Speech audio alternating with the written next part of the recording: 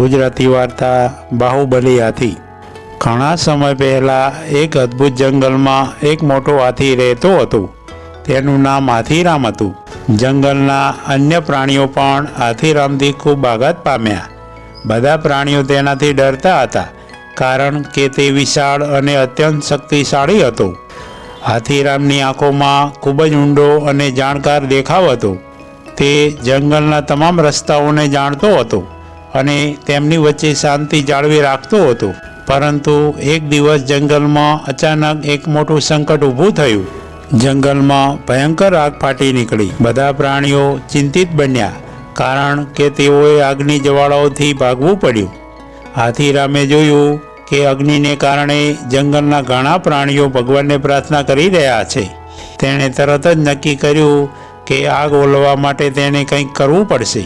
હાથીરામે તેના મોટા શ્વાસ સાથે તેની પાઇપમાં પાણી ભર્યું અને આગ ઓલવવામાં મદદ કરવા માટે જંગલના એક ખૂણામાંથી પાણીનો ઢગલો લાવ્યો।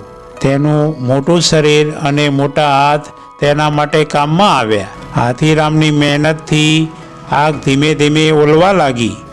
જંગલના અન્ય પ્રાણીઓએ પણ સાથે મળીને કામ કરાવ્યું અને અંતે જંગલને બચાવ્યું। જંગલના પ્રાણીઓએ હાથીરામની બહાદુરી અને હિંમતની પ્રશંસા કરી। તેઓએ તેને જંગલનો રાજા જાહેર કર્યો। હાથીરામની આ મહાન ક્રિયાએ તેમને જંગલના હીરો તરીકે જાહેર કર્યા। તેમના નામની ખ્યાતિ જંગલના ખૂણે ખૂણે પહોંચી ગઈ।